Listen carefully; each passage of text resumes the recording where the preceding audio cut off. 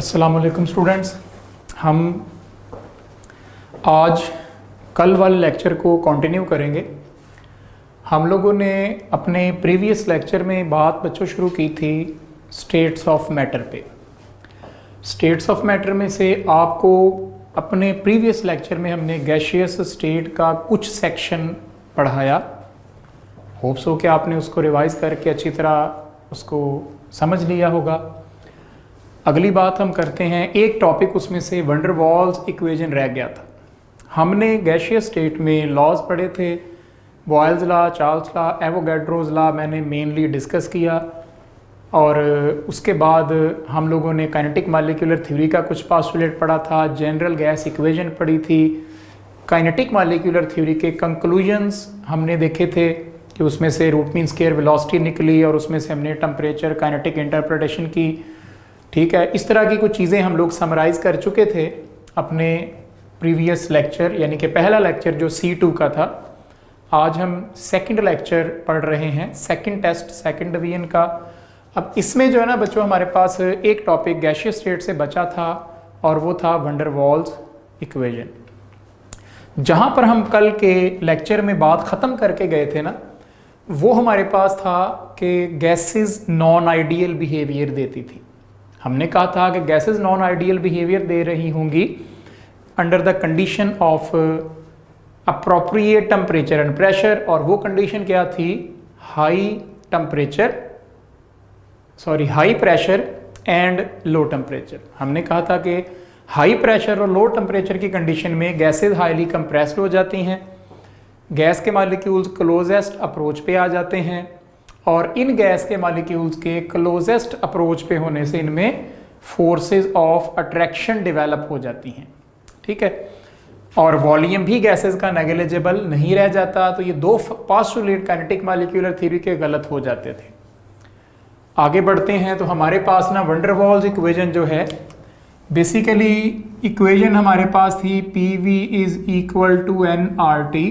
This was general gas equation. P क्या था? Gas का प्रेशर, V वॉल्यूम, N इसके नंबर ऑफ मोल्स, R था जनरल गैस कांस्टेंट और T था टेम्परेचर, जिसे एब्सोल्यूट टेम्परेचर कहते थे। केल्विन स्केल में से हमेशा मेजर करेंगे।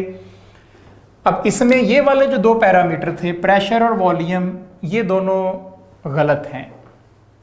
इस सेंस में गलत हैं कि ये दरअसल ताल्लुक रखते हैं काइनेटिक मॉलिक्यूलर थ्योरी के उन दो पोस्टुलेट्स के साथ जो गलत हो जाते हैं। तो इसलिए वैन डर वाल ने प्रेशर और वॉल्यूम की करेक्शन की थी और एक नई इक्वेशन बनाई थी। हम लोग डायरेक्ट उस इक्वेशन पे आ रहे हैं और वो इक्वेशन थी P plus n square A over V square V minus NB was equal to nRT।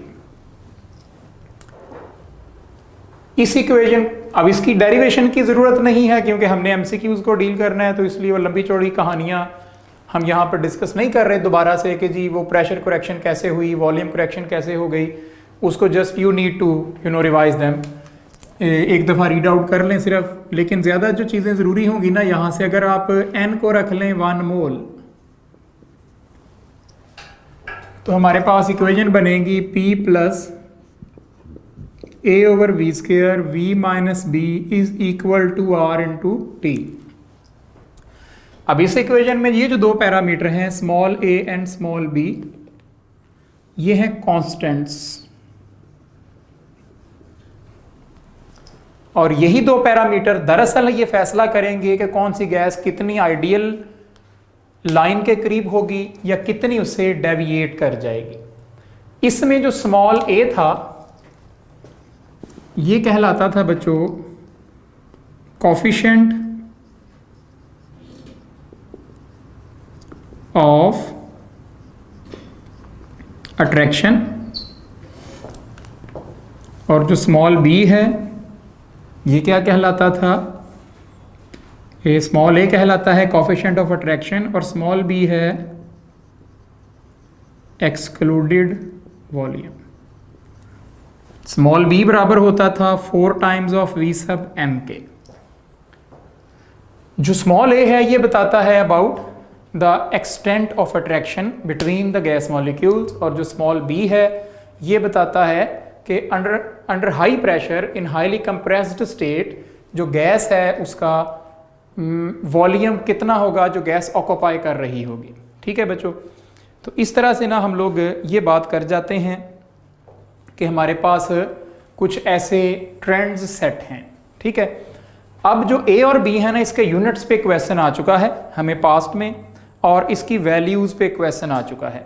ठीक है, मसलन ना एक क्वेश्चन हम लिखते हैं इसकी वैल्यूज़ पे, आपको एक क्वेश्चन आता है कि जी मैक्सिमम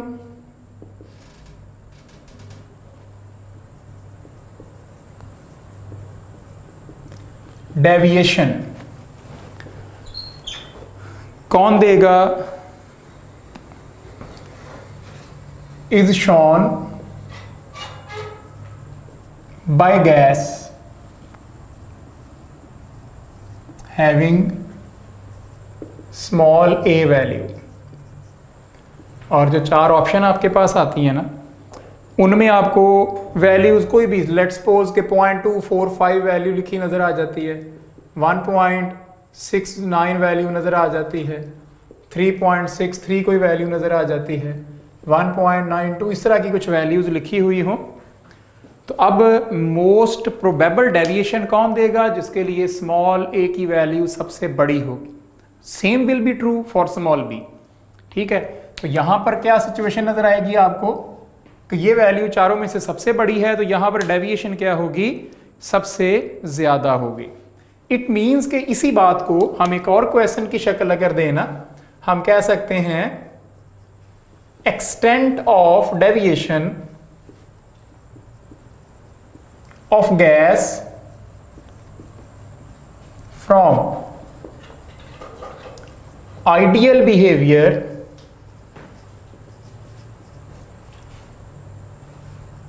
डिपेंड्स अपॉन। ठीक है, किस पे डिपेंड करता है। अब उसमें ना हम लोग फर्ज करो ए ऑप्शन में लिखा गया है स्मॉल ए ओनली, इधर लिखा गया है स्मॉल बी ओनली, इधर आ जाता है नाइदर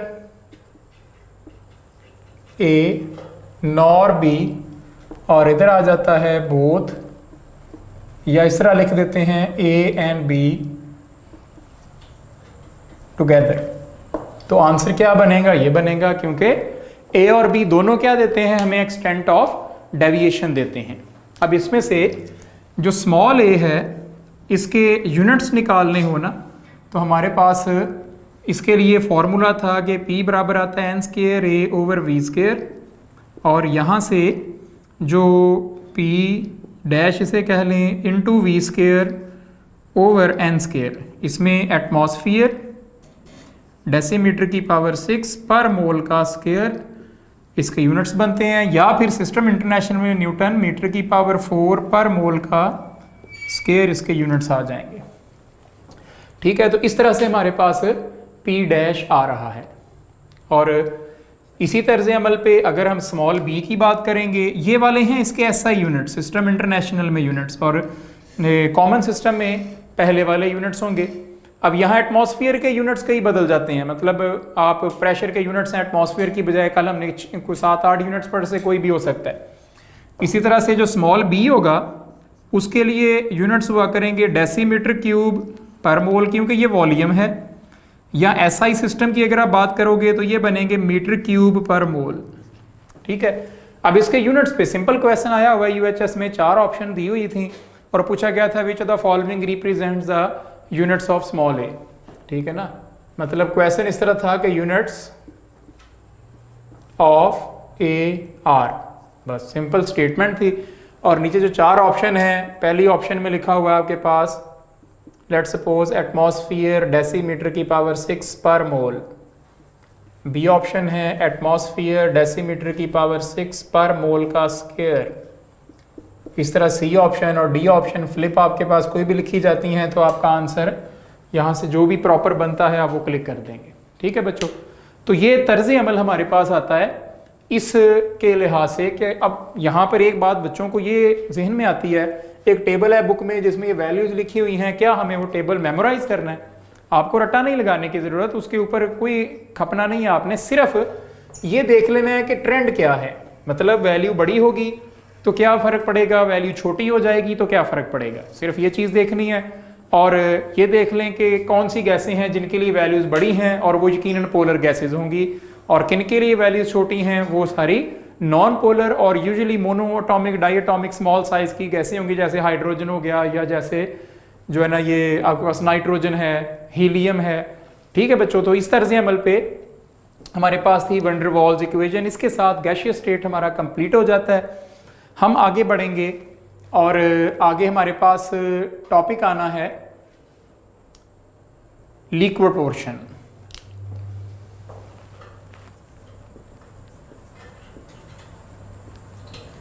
मैं आपको अपने प्रीवियस लेक्चर में बता चुका हूं कि हम पढ़ रहे हैं स्टेट्स ऑफ मैटर, और स्टेट्स ऑफ मैटर की जब बात होगी तो यहाँ पर हमारे पास तीनों स्टेट्स हमारे एक ही यूनिट में हैं। मैंने कल भी वाज़िया किया था अपने प्रीवियस लेक्चर में कि आपकी एफएससी, जो लोग एफएससी के स्टूडेंट्स हैं वो ज़ाहिर है उसी किताब को एफएससी वाली को ही ऑब्जर्व कर रहे होंगे।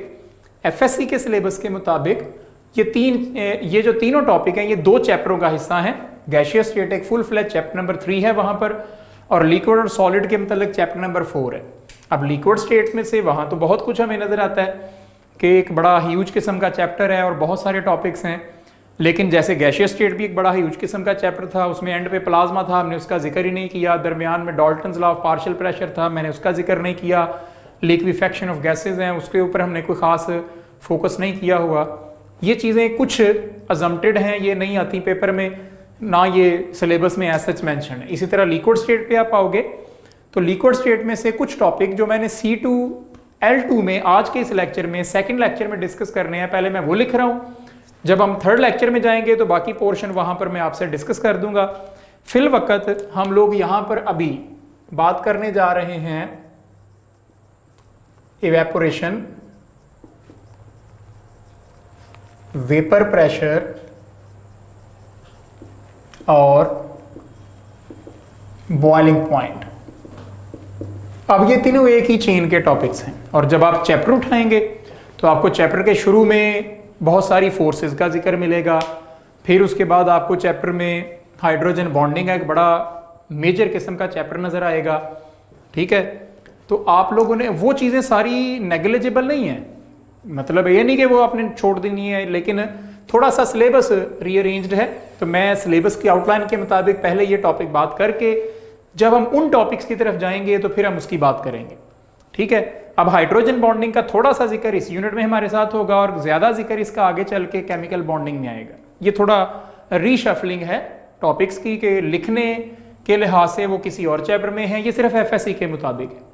अगर आप एफएससी के स्टूडेंट नहीं रहे तो आपको ये प्रॉब्लम फेस नहीं करना पड़ रहा होगा, क्योंकि एफएससी वाले जो बच्चे होते हैं वो बड़े एक पैटर्न पे चल रहे होते हैं जी, चैप्टर वाइज उन्होंने चीज़ें देखनी होती हैं और वो यूज टू हो चुके होते हैं जी कि ये हाइड्रोजन बॉन्डिंग है तो ये चैप्टर नंबर 4 का पार्ट है।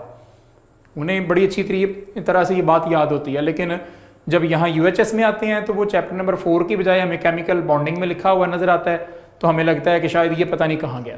ठीक है, तो इसलिए ऐसी कोई कन्फ्यूजन नहीं है। यहाँ पर फिलहाल ये टॉपिक हम आज पढ़ने जा रहे हैं, और उनमें से पहली बात मैं शुरू करता हूँ बच्चों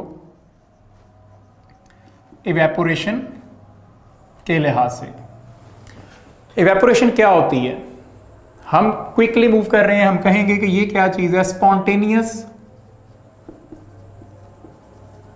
change of liquid to vapours. ठीक है, इवेपोरेशन क्या होती है, एक स्पॉन्टेनियस चेंज है जो कि लिक्विड से वेपर्स में जाने के दौरान बनती है। तो इस स्पॉन्टेनियस चेंज का नाम हम क्या रखते हैं, उसे हम लोग इवेपोरेशन कह देते हैं। अब स्पॉन्टेनियस का वर्ड मैंने आपके साथ बोला है, ये टर्म हमने थर्मो में या कई जगह पर पढ़ी होती है कि ये एक स्पॉन्टेनियस का मतलब है जो खुद ही हो जाना है। We do not need to put some special efforts, हमें कोई खास एफर्ट नहीं लगानी पड़नी, कोई बड़ा वर्क नहीं करना पड़ेगा, बस नेचुरली जो खुद ही होने वाला अमल है उसे हम क्या कहते हैं, स्पॉन्टेनियस प्रोसेस कह देते हैं। तो जो इवेपोरेशन है ये क्या है, ये एक स्पॉन्टेनियस प्रोसेस है, कभी नहीं रुकता, हर टेम्परेचर पे, हर कंडीशन में, हर हाल में इसने जारी ही रहना है। ऐसा क्वेश्चन आपको बहुत ज़्यादा नजर आएगा। मसलन यहाँ पर लिखा होता है, क्वेश्चन बना हुआ है जी, इवेपोरेशन कॉन्टिन्यूज एट, ठीक है ना, और एक ऑप्शन है 100 डिग्री सेंटीग्रेड, दूसरी ऑप्शन है 0 डिग्री सेंटीग्रेड, तीसरी ऑप्शन आ जाती है 50 डिग्री सेंटीग्रेड, चौथी ऑप्शन में लिखा हुआ है ऑल टेम्परेचर्स। तो यकीनन आप किसको क्लिक करेंगे, ऑल टेम्परेचर्स को, ठीक है, क्योंकि इवेपोरेशन उसने ये नहीं कहा कि कब कम होगी या कब ज्यादा होगी, उसने सिर्फ ये कहा है कि इवेपोरेशन कॉन्टिन्यूज, तो वो हर टेम्परेचर पे होती रहनी है। स्लो होना, फास्ट होना, अगर वो यहाँ पर 4 टेम्परेचर दे के ये पूछ रहा होता कि किस टेम्परेचर पे मैक्सिमम होगी, तो हम यकीनन 100 डिग्री को इन ऑप्शन में से क्लिक करते, लेकिन क्वेश्चन ये था ही नहीं। क्वेश्चन तो सिर्फ क्या था जी कि इवेपोरेशन कॉन्टिन्यूज, तो वो हमें क्या पता है कि हर टेम्परेचर पे होती रहती है, ठीक है बच्चों। फिर ना इस इवेपोरेशन पर जो फैक्टर्स अफेक्ट करते हैं, एक फैक्टर हमारे पास आएगा टेम्परेचर, और इससे डायरेक्ट रिलेशन है। अब एक बात याद रखें, डायरेक्टली प्रोपोर्शनल और डायरेक्ट रिलेशन में थोड़ा सा फर्क होता है। डायरेक्टली प्रोपोर्शनल का मतलब ये लिया जाएगा कि ये डबल किया तो ये भी डबल हो गया, लेकिन डायरेक्ट रिलेशन का मतलब ये लिया जाएगा कि इसको बढ़ा रहे हैं, ये भी बढ़ता जा रहा है, लेकिन वो प्रोपोर्शन ये जरूरी नहीं है कि टेम्परेचर को डबल किया तो वो भी एग्जैक्ट डबल हो, बस उसकी वैल्यू बढ़ती जा रही है, ठीक है। तो इसलिए इन दोनों को आप इस तरह पे सोचेंगे कि ये डायरेक्टली रिलेटेड हैं, ठीक है। मतलब जैसे जैसे टेम्परेचर बढ़ाओगे वैसे वैसे इवेपोरेशन क्या होती जाएगी, ज्यादा होती जाएगी, लो टेम्परेचर पे इवेपोरेशन कम होगी। एक ये फैक्टर है। दूसरा फैक्टर हमारे पास क्या हो सकता है, वो है बच्चों नेचर ऑफ लिक्विड। मसलन एक आपके पास लिक्विड है गैसोलीन, पेट्रोल जिसे आप कहते हैं, और दूसरा लिक्विड है water, which will evaporate more quickly, more effectively, और यकीनन हम जवाब क्या देंगे, गैसोलीन। क्यों भला, क्योंकि गैसोलीन में फोर्स ऑफ अट्रैक्शन बड़ी कमजोर है। अब यहां पर हो सकता है कि आप लोगों का ये एतराज आया कि जी फोर्स ऑफ अट्रैक्शन तो आपने पढ़ा ही नहीं, हमारे इसी यूनिट का वो पार्ट है, लेकिन थोड़ा तरतीब उनकी बदली हुई है। अलबत्ता ये कोई ऐसी बात नहीं है जो कि हमारे लिए बिल्कुल नहीं है और हमने कभी इसका जिक्र ही ना किया हो, इसलिए इस बात को लेके यहाँ पर कंफ्यूज नहीं होना। गैसोलीन में होती हैं बड़ी वीक सी forces, London dispersion type forces, जबकि वाटर में बड़ी स्ट्रॉन्ग हाइड्रोजन बॉन्डिंग है। तो इसलिए हम कहेंगे नेचर ऑफ लिक्विड इवेपोरेशन को बड़ा इफेक्टिव जो है ना वो कंट्रोल कर रही होगी। तो इसलिए ये पॉइंट है। उससे अगली बात हमारे पास आ जाती है, तीसरा फैक्टर जो इसको इफेक्ट करेगा ना या कंट्रोल करेगा, वो होता है बच्चों सरफेस एरिया। अब ये गैसोलीन ही आप लेते हो ना, एक बच्चा गैसोलीन लेता है और वो इस तरह का एक कंटेनर है, और उतनी ही गैसोलीन वो इस तरह के कंटेनर में डाल के रख देता है, और सेम टाइम सेम कंडीशन पे उनको अगर वो पड़े हुए हैं, तो इसका नतीजा क्या निकलेगा कि यहाँ से ये वाला जो लिक्विड है गैसोलीन है वो आपको हो सकता है कि 15 मिनट के बाद सारी गायब नजर आए और यहाँ उतनी की उतनी पड़ी होगी।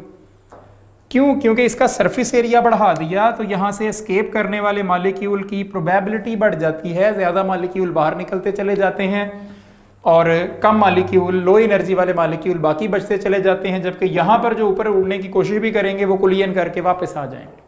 ठीक है, एक बड़ा अहम पॉइंट ये तो हो गए ना कि फैक्टर के सरफेस एरिया बढ़ाने से इवेपोरेशन तेज हो जाएगी, या नेचर ऑफ लिक्विड बदलने से, या टेम्परेचर चेंज करने से। एक पॉइंट जो कि बड़ा इंपॉर्टेंट हम मानते हैं और वो हम लिखा करते थे, इवेपोरेशन कॉजेज कूलिंग। ठीक है ना। अब ये क्या बात है, क्योंकि असल में हाई एनर्जी के मॉलिक्यूल तो निकलते जा रहे हैं सारे, जो मॉलिक्यूल कुलियन कर रहे थे, हाई एनर्जी के मॉलिक्यूल सरफेस पे पहुंचे और वहां से वो लीव कर गए। तो कंटेनर में जो बचे वो कौन से मॉलिक्यूल बचे? लो एनर्जी वाले। तो वो लो एनर्जी वाले मॉलिक्यूल क्या करेंगे, वो यकीनन सिस्टम के टेम्परेचर को लो कर देंगे। तो इसलिए हम मानते हैं कि इवेपोरेशन से क्या होता है, कूलिंग पैदा हो जाती है। ठीक है बच्चों, तो इस लिहाज से ये था इवेपोरेशन। इसी के पैरेलल हम चल रहे हैं और अगला टॉपिक हमें इसके साथ मिलता जुलता मिलेगा और वो है बच्चों वेपर प्रेशर।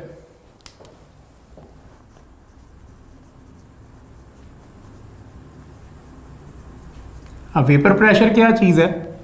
हम कहते हैं कि ये एक टेम्परेचर है, सॉरी, अगर कोई भी लिक्विड इक्विलिब्रियम में हो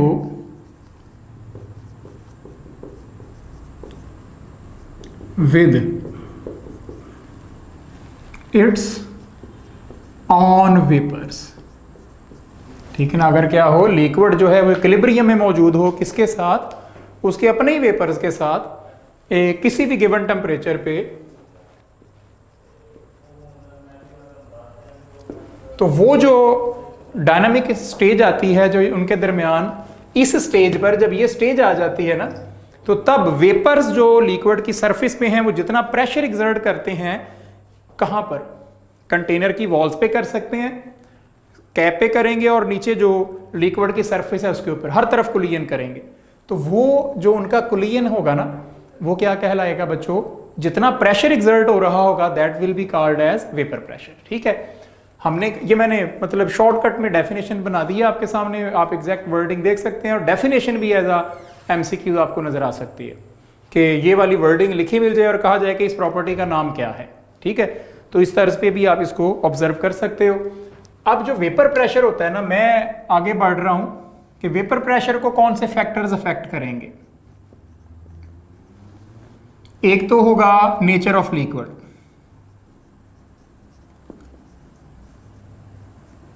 मैं फिर वही दो मिसालें दोहरा देता हूं कि अगर आपके पास गैसोलीन हो ना, तो ये आपको हाई वेपर प्रेशर देगी, और अगर वाटर हो तो इसका वेपर प्रेशर क्या हुआ करेगा? लो वेपर प्रेशर होगा। ठीक है, अगर आपके पास क्या आ जाए, गैसोलीन आ जाए, तो इसका वेपर प्रेशर हाई हो जाएगा, और अगर वाटर है तो वेपर प्रेशर लो होगा, क्योंकि फोर्स ऑफ अट्रैक्शन गैसोलीन में स्ट्रांग है और वीक है और वाटर में स्ट्रांग है। दूसरा जो फैक्टर है वो हमारे पास आना है टेम्परेचर, और अगेन टेम्परेचर के साथ क्या रिलेशन बनता है? डायरेक्ट, मैंने फिर प्रपोर्शन नहीं बोला, डायरेक्ट रिलेशन है वेपर प्रेशर के साथ। मतलब जैसे जैसे आप टेम्परेचर बढ़ाओगे वेपर प्रेशर बढ़ता जाएगा, टेम्परेचर कम रखोगे वेपर प्रेशर कम होता चला जाएगा।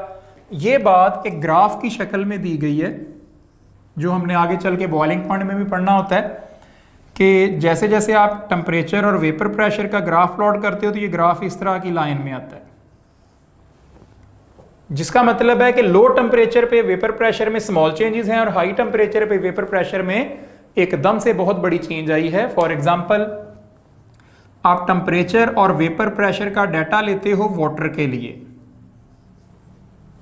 0 डिग्री सेंटीग्रेड टेम्परेचर जब था तो वेपर प्रेशर था 4.5 टॉर के करीब, और 10 डिग्री पर जाके ये हो गया 9.45 टॉर। सपोज करें इतना बढ़ गया। अब मुझसे कोई पूछेगा, मैं कहूंगा जी रफली जो है ना 5 टॉर, 4.5 से 5 टॉर इजाफा हो गया।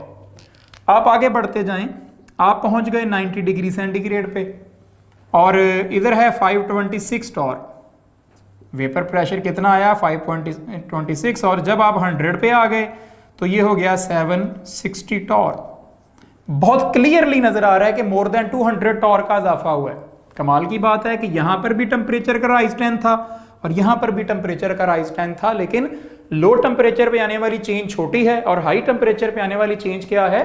वो बड़ी है। ठीक है बच्चों, तो इस लिहाज से हम ये बात करते हैं कि टेम्परेचर की वेरिएशन वेपर प्रेशर पर अफेक्ट कर रही हैं, लेकिन लो टेम्परेचर पे इफेक्ट कम है और हाई टेम्परेचर पे इफेक्ट ज्यादा है।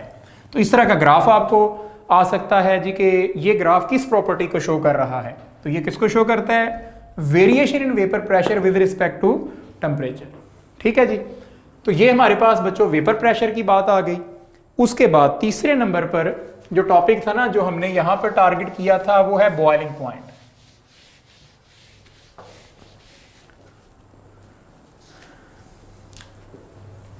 अब जो बॉइलिंग पॉइंट है हम कहते हैं कि ये वो टेम्परेचर होता है जहां पर वेपर प्रेशर ऑफ लिक्विड जो होगा ना ये इक्वल हो जाएगा एक्सटर्नल प्रेशर के। ठीक है, हमारा मानना यह है कि boiling point is that temperature at which the vapour pressure of a liquid becomes equal to the external atmospheric pressure. तो उस स्टेज पर एक कांस्टेंट स्ट्रीम ऑफ बबल हमें इसमें से आती हुई नजर आती है और इसे हम क्या कह देते हैं, इस स्टेज को हम इसका बॉइलिंग पॉइंट कह देते हैं। ठीक है, अब जो है ना बॉइलिंग पॉइंट ऑफ लिक्विड को भी कुछ फैक्टर्स अफेक्ट करते हैं। इसके जो फैक्टर्स हैं वो हमारे पास एक तो आ जाता है नेचर ऑफ लिक्विड, और दूसरे नंबर पर बच्चों हमारे पास फैक्टर कौन सा आ जाता है, हमारे पास फैक्टर आता है एक्सटर्नल प्रेशर। ठीक है, एक फैक्टर नेचर ऑफ लिक्विड है और दूसरा फैक्टर क्या है, एक्सटर्नल प्रेशर है। मतलब जैसे जैसे जैसे ये हमने मिसाल ली हुई है ना कि एक हमारे पास गैसोलीन है और दूसरा वाटर है, तो इसमें से वाटर का बॉइलिंग पॉइंट क्या होगा, हाई, और गैसोलीन का क्या होगा, लो। ये क्वेश्चन जो है ना आ चुका है, इस तरह का क्वेश्चन ऑलरेडी। मसलन वो कहता है जी कि correct order of boiling point is, ठीक है ना। आपको 4 लिक्विड कौन से हैं, मैं सिर्फ उसका ना ऑर्डर लिख रहा हूं। एक था वाटर, उससे कम बॉइलिंग पॉइंट होगा HF का, उसके बाद बारी आती है अमोनिया की, और इन चारों में से सबसे कम होगा HCl का। ठीक है, अब ना उसने यही 4 लिक्विड दिए हुए हैं 4 ऑप्शन में, लेकिन इनकी तरतीब बदली हुई है और आपने चारों में से सिलेक्शन क्या करनी थी कि करेक्ट ऑर्डर क्या है। मैंने उसका सिर्फ ना आंसर लिख दिया आपके सामने कि ये करेक्ट ऑर्डर होगा। सिर्फ आप अगर इस बात को समझ पाएं कि इसमें हाइड्रोजन बॉन्डिंग स्ट्रॉन्ग है, चांसेस डबल हैं, यहाँ पर सिंगल चांस है, उसके मुकाबले में effect of hydrogen bonding weak है। अमोनिया में बी हाइड्रोजन बॉन्डिंग है लेकिन इन दोनों से वीक है, जबकि HCl में हाइड्रोजन बॉन्डिंग है ही नहीं। ठीक है, तो इस तर्ज पे आपको बॉइलिंग पॉइंट में से क्वेश्चन आ जाता है। फिर कुछ क्वेश्चन जो है ना, जो अगला ये एक्सटर्नल प्रेशर वाली बात है, इसमें से आपको मिलते हैं। मसलन अगर आप मरी हिल्स पे हों तो जो बॉइलिंग पॉइंट होता है ना वो कितना होता है, 98 डिग्री सेंटीग्रेड, क्योंकि प्रेशर कितना है, 700 टॉर है।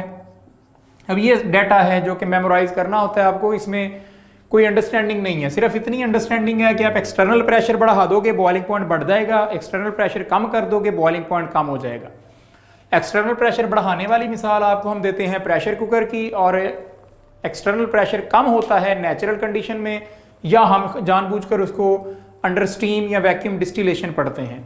ठीक है, तो मरी हिल्स पे है। फिर माउंट एवरेस्ट पे अगर आप हों तो वहां पर बॉइलिंग पॉइंट वाटर का जो है ना वो 69 डिग्री सेंटीग्रेड माना जाता है, क्योंकि वहां पर प्रेशर 323 टॉर हो चुका होता है एयर का। तो इस तरह पे हम ये देखते हैं कि जैसे जैसे एक्सटर्नल प्रेशर कम हो रहा है वैसे वैसे बॉइलिंग पॉइंट भी कम होता जा रहा है। फिर वो जो ग्लिसरीन वाली मिसाल है बुक में, कि जो ग्लिसरीन है